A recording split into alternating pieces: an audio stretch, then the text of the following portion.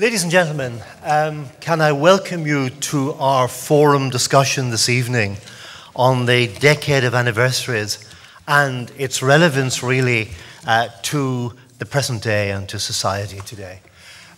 This kind of is a culmination of a series of talks which most of you have attended, at least some of them, from March onwards in this hall and later in Stranmillis University College, when we reviewed the decade of centenaries from 1912 to 1925 in the company of a group of professional historians. In fact, if you went to them all, I think you would have heard something like 25 different voices looking at that decade. And the objective of the Heritage Lottery Fund and the Community Relations Council in addressing this in this public way, and we appreciate it is public history, was not to rewrite the past, was not to sanitize the past, was not to make it seem much more touchy-feeling and kind of interlinked in terms of community engagement than it actually was. And I think people who attended the series of lectures will be aware of that we tried to bring out the fact that there was a lot of division, there was a lot of conflict, there was a lot of outworkings of historical distrust. Our first talk, involving Professor Lord Bew, looked at the burden of our history, delving back into the disputes and distrusts, massacres, wars and civil wars of the 17th and 18th century, that period in Irish history, and working towards Home Rule. And in many ways, we just can't start in 1912.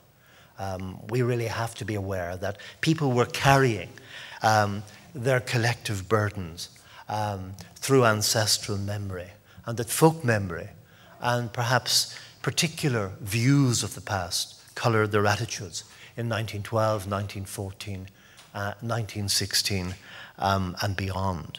But we did try to look at key themes in that period, and I see a number of the historians who contributed to that in the audience this evening.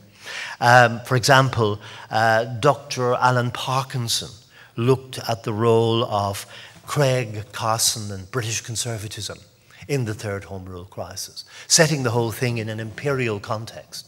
The fact that Ireland had become the touchstone of British politics from the 1880s onwards. The 3 Home Rule bills, and finally, the 1 Home Rule bill, which was destined to pass through the British parliamentary system, courtesy of the removal of the veto of their Lordship's House, and how that caused alarm bells in the north of Ireland. And Alan Parkinson looked at the various levels of opposition to Home Rule, from the Home Rule as Room Rule argument to the economic argument and beyond.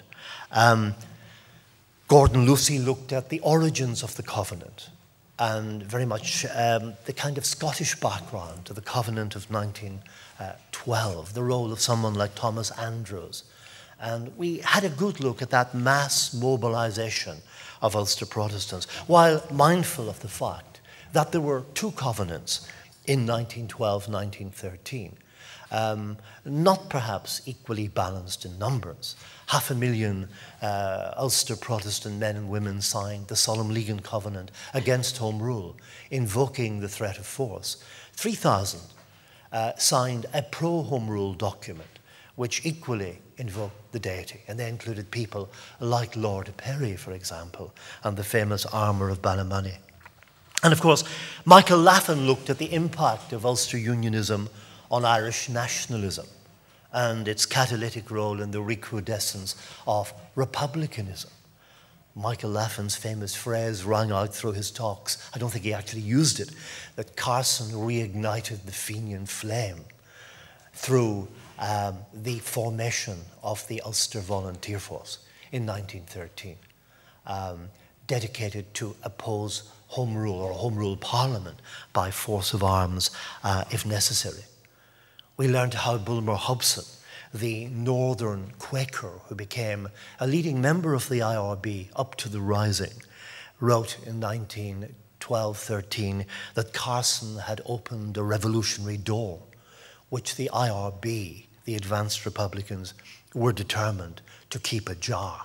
And we have that sense of Pierce saying that the orange man with a rifle was a much less ridiculous figure than the nationalist without one.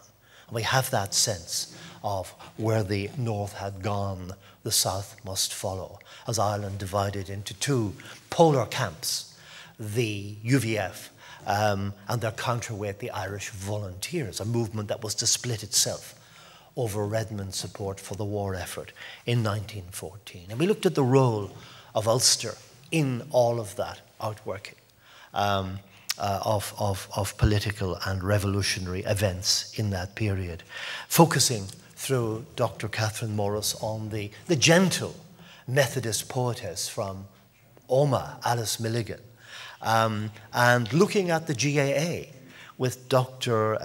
Fergal McAnallen, Dr. Donald McAnallen, who actually pointed up the fact that the GAA in Ulster was much more pro-Home Rule and favourable to the British war effort than in favour of the 1916 Rising, which would have surprised many people, I think. Dr. Emmett O'Connor from the University of Ulster looked at the labour movement and, in fact, the role of Larkin and Connolly in providing an alternative narrative in the background during this period in Dublin, with the worst slums in Europe, and, of course, in Belfast, where Connolly stood in his only election campaign in Dock Ward, losing heavily around 1913. And, of course, John Gray looked at that, one of the few comings together of orange and green. Not 1932, the famous outdoor relief riots, but instead 1907, when Larkin brought together the Carters and the Dockers in a mass kind of stoppage that eventually involved the RIC, led by Constable Barrett, refusing to support black-leg labour. So we had that sort of sense of the labour movement, which, of course, foundered to a large extent in Ulster on the rock of sectarianism.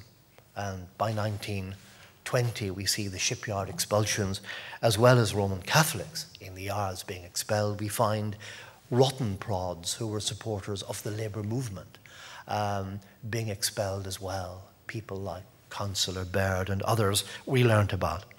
And then we looked at the role of Ireland in the First World War with Professor Keith Jeffrey, supported by Jim McDermott. Professor Jeffrey in particular gave us some of the crumbs from his vast knowledge of Ireland's role in the Great War. Those 50,000 Irishmen from North and South who died and are commemorated at Island Bridge. The fact he brought out very much, the fact was that they rarely fought alongside each other, and they joined for different political reasons, though many joined because of a vastly mixed motivation, from boredom to a sense of empire, to a sense of adventure, and all of those factors that goad young men to join the rush to the colours in any war. Jim McDermott looked at the role of the Falls Road in the Great War, the 3,000 men who joined the Connaught Rangers, who were airbrushed with the rest of Irish nationalists out of history, partly because of the dominant unionist narrative of the Somme, but partly because it suited the new founders of the Irish Free State to, if you like, minimise the contribution of those who, as Kevin O'Higgins said, would, if their sacrifice was highlighted, give a different twist to the origins of Irish independence. We looked at all of that and how, in fact, in the last 10 or 15 years, and especially in the last calendar year, it has been possible for Irish men and women of all traditions to, if you like, reconfigure Ireland's involvement in the Great War. We looked at the 1916 Rising at a number of levels, mainly through the lens of Dr. Fergal McGarry, who particularly used the sources, particularly the sources of the Bureau of Military History, which cropped up a lot. These kind of hundreds of statements by activists in the Irish Volunteers, in the Rising, and later, of course, in the War of Independence. And one of my abiding memories of Dr. McGarry's research was that the word Republican wasn't used very much in the period up to 1916, used a lot afterwards.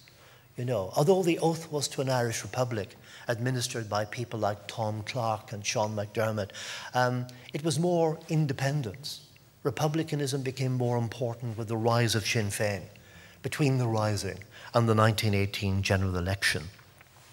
And again, there was an attention to new source material emerging on all of these matters, but particularly on the Great War, on the independence struggle, and all of that. And then in May, Dr. Myrtle Hill opened a discussion on the women's movement in Ireland in this period. And we saw that research had moved ahead by leaps and bounds, and she was supported in this by Professor Mary O'Dowd of Queen's and other historians who pointed up that not only were women seeking the vote in those critical Edwardian years, and we looked at the earlier kind of record of someone like, for example, Isabella Todd, who lies buried in Balmoral graveyard, a Presbyterian woman who was concerned with social and political causes and women's rights in that period, very much a suffragist. But of course, we also looked at women who became politically involved, whether in the Ulster Women's Unionist Council or indeed someone like James Connolly's secretary, Winifred Carney, who served with him in the GPO, who hammered out his surrender document on a battered typewriter, and who lived to marry a former UVF man from the trenches, George McBride, and worked together in the labour movement in the 1920s. So we saw something of the richness of women's involvement in history in Ulster and in Ireland at that time. Professor Laffin is a very popular lecturer. He was invited back to discuss the evolution of Irish history from the Rising to the Truss, the rise of Sinn Féin, how the executions were a key factor in that, but also the conscription crisis and the Irish Party's failure to deliver on the post-dated check. It was always being post-dated on the Third Home Rule Bill again and again until Redmond, shortly before he died in 1918, had run out of road, and his lieutenants Dillon and Devlin basically became casualties of the crash of Parnell's once great party. Only Devlin had a post-1921 career, leading his disconsolate band into the new Parliament of Northern Ireland, from which his party were more conspicuous by abstention than attendance. We looked at partition, the treaty, and the Civil War, all those sort of cataclysmic events of 1920 to 1922. And in a final session, we looked at those minorities which found themselves trapped by the border in the settlement of 1920 to 1922.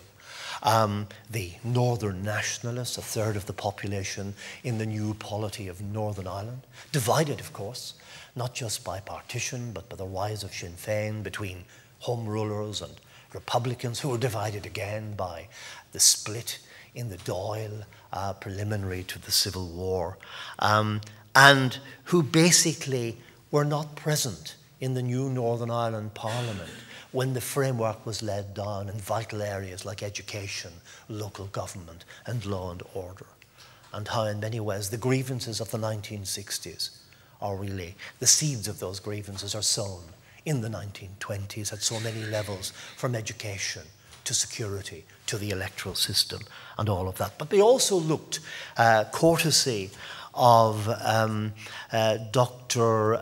Dara MacDonald, at the Unionists in the Lost Counties, those 80,000 Covenanters who had signed the Ulster Covenant in Cavan, Monaghan and Donegal, and how they found themselves isolated and abandoned as the Ulster Unionist Council went for a more pragmatic settlement by 1920 of a 6-county block, a homeland with a secure Protestant majority, a majority that might have been jeopardized had they brought in the outlying areas of the province. No more Belfast Covenants, declared a Cavan Unionist leader in 1921 as he reflected in this sense of abandonment. And we also mused at the decline of that Protestant minority on the outer rim of Ulster. County Monaghan, 25% Protestant in the 1911 census, perhaps 7% Protestant today. And that, of course, was to become a narrative for the southern Protestants in the South generally, going from perhaps 250,000 in 1911, perhaps 10% of the population, to something like 3 or 4% by the 1960s. And of course, the reasons for that are complex. Ne temere is part of it. Intimidation and violence are part of it. Immigration outside the new Irish state is also part of it for reasons that we kind of explored somewhat. So a lot of work was done in that kind of survey of history, just to remind you of it. And tonight I'd like to introduce a panel of speakers who are going to deal with these issues. We have Dr. John Dunlop, former moderator of the Presbyterian Church in Ireland. Dr. Dunlop has written extensively and broadcast extensively about the Northern Ireland problem. One unionist politician told me that his book on the position of Ulster Protestants is one of the best introductions to the kind of situation of the unionist population in Northern Ireland today. Dr. Dunlop is joined by Dr. Martin Manser, historian, politician, advisor to three Taoiseach going back to the 1980s and Charles Haughey, and of course an eminent commentator himself on the Irish situation and the peace process. Dr. Manser is a former member of the Oireachtas in Dublin and is a member of the Irish government's advisory group for centenary celebrations, and he'll be alluding to that in his talk. And our final panelist is Mrs. Maureen Hetherington, director of the Junction in Derry, Londonderry, and the Shared and Ethical Remembering Project in partnership with the Reverend Johnson McMaster. That project explores critical and ethical questions in relation to violence, change, justice, and peace in the context of the present and desired shared future. So our first speaker this evening is Dr. John Dunlop, and he stressed that after that preliminary introduction, he should be introduced simply as John. Dr. Dunlop.